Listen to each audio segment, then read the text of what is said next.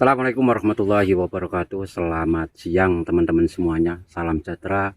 Semoga teman-teman semuanya sehat walafiat selalu ya. Dilindungi Yang Maha Kuasa dan diberi kesehatan lahir dan batin. Kali ini saya akan menunjukkan beberapa kategori teman-teman yang baiknya membuat SPLP ya untuk pulang untuk mengikuti program repatriasi migran 2.0. Ini kesempatan buat teman-teman untuk pulang ya. Karena program ini enggak selalunya diadakan, enggak setiap tahun ada, enggak ada jaminan itu selalu ada. Mumpung pembayaran kompaun atau dendanya itu enggak seberapa mahal, hanya Rp520 saja. Jadi gunakan peluang dan kesempatan ini sebaik-baiknya. Oke, sebelum saya ulas lebih lanjut, bagi teman-teman yang bertemu sehingga di channel ini ataupun yang belum subscribe, silahkan di subscribe terlebih dahulu dan jangan lupa untuk mengaktifkan tanda lonceng notifikasinya. Saya sebutkan ada beberapa orang kategori yang sebaiknya atau harus membuat SPLP untuk pulang sebagai persyaratannya ya. Teman-teman catat ya. Mungkin ini di antara teman-teman ada yang masuk dalam kategori ini. Pertama adalah orang-orang yang mempunyai paspor, akan tetapi paspornya itu mati, masa berlakunya itu sudah habis. Ini nggak bisa digunakan untuk memenuhi syarat repatriasi migran ya. Juga tidak bisa dihidupkan karena teman-teman kosongan, status kosongan nggak bisa untuk membuat atau nyambung paspor istilahnya. Makanya untuk pulang ini teman-teman harus membuat ya SPLP ya. Teman-teman caranya daftar online terlebih dahulu di laman KBRI antrian KBRI GL ya, yang di GL. Ada juga yang di KJRI Pineng ataupun KJRI Johor Bahru. Nah, itu kategori yang pertama.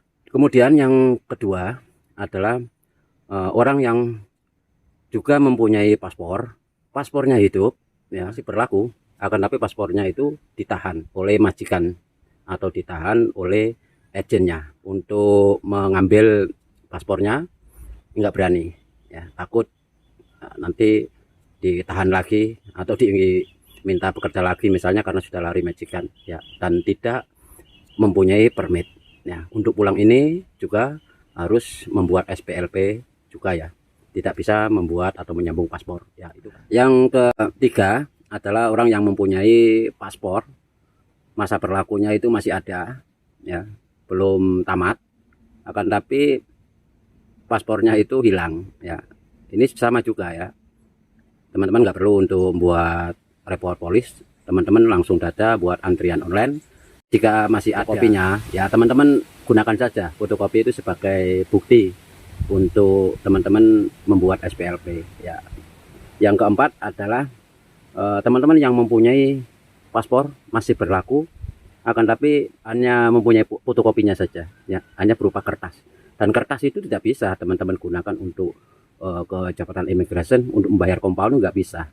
Dokumen yang harus sebagai persyaratan itu adalah paspor maupun SPLP yang asli, bukan fotokopi. Fotokopi itu salinannya saja, yaitu memang diperlukan, akan tapi yang asli juga harus ada ya. Teman-teman harus membuat SPLP terlebih dahulu dengan daftar antrian online di laman KBRI atau laman KJRI, baik yang di Johor maupun di Pulau Pineng ya, tergantung terdekat dari kediaman teman-teman ya. 5 orang yang mempunyai paspor maupun SPLP, masa berlakunya masih ada, akan tapi rusak atau sobek di beberapa halaman, terutamanya di halaman depan, tagnya ya, data tag di situ terlihat kabur, sobek, nggak jelas, atau terkena air misalnya, itu semuanya dikatakan dokumen yang rusak ya. Dokumen yang rusak ini tidak bisa dipakai untuk membuat sebagai persyaratan memenuhi pembayaran kompaun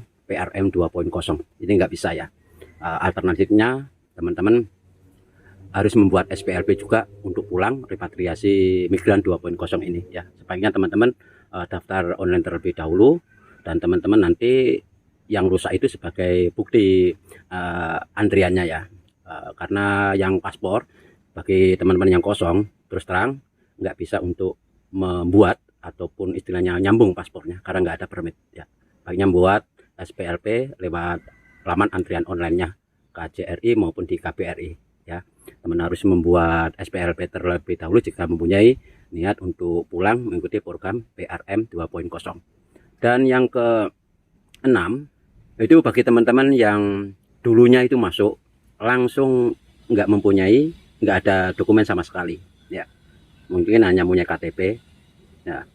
Artinya jika teman-teman pengen pulang ya, teman-teman harus membuat SPLP terlebih dahulu ya, sebagai bukti antriannya KTP, KK, ijazah, akte, surat nikah, SIM dan lain sebagainya. Itu bisa teman-teman jadikan sebagai bukti bahwasanya teman-teman itu orang Indonesia. Gunakan itu saja untuk daftar online membuat SPLP terlebih dahulu ya. Itu yang nomor 6. Terakhir ya, nomor 7 ya. Nomor 7 ini saya letakkan di bagian belakang ya, yaitu kategori orang yang mempunyai paspor ya. Yang masa berlakunya itu masih ada meskipun tinggal beberapa bulan saja ya. Akan tapi ada kasusnya, misalnya kasus blacklist, dulunya pernah mengikuti program pembayaran compound, program pengampunan, dan masuk misalnya ada cop palsunya di situ, atau sadar bahwasanya paspornya itu hilang di beberapa halamannya ya, disopek sengaja ya.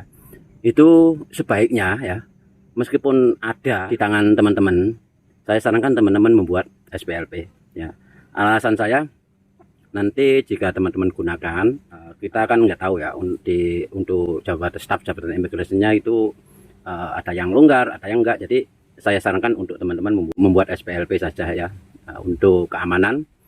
Teman-teman membuat SPLP saja daripada nantinya paspor teman-teman dipermasalahkan ya. Untuk kelancarannya teman-teman buat SPLP saja di laman antrian online KBRI maupun di KJRI ya. Itu yang nomor 7. Dan semua dari kategori 7 kelompok ini teman-teman harus membuat antrian online terlebih dahulu ya.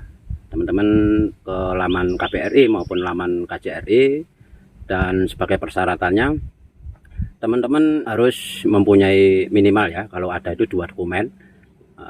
Misalnya teman-teman mempunyai paspor sebagai buktinya, ataupun fotokopinya juga bisa. Kalau nggak ada ya teman-teman gunakan KTP ya, KK, ijazah, surat nikah, SIM, akte dan lain sebagainya. Banyak dokumen Indonesia yang bisa teman-teman jadikan sebagai bukti bahwasanya teman-teman itu orang Indonesia. Insya Allah dari Bapak Ermono kemarin itu sudah mengatakan insya Allah diberi kemudahan untuk mengurus jika teman-teman serius untuk mengikuti program kepulangan ini.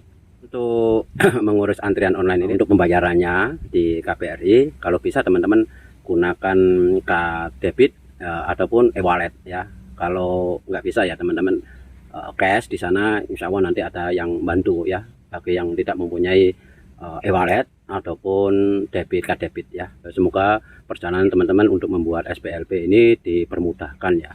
Nanti saya akan upload untuk video kategori orang yang tidak perlu untuk membuat SPLP. Jadi kebalikannya ya. Tunggu saja untuk video berikutnya. Dan sekian dulu, tentunya kita akan jumpa kembali di video yang akan datang. Saya akhiri, wabillahi taufiq wal hidayah. Assalamualaikum warahmatullahi wabarakatuh.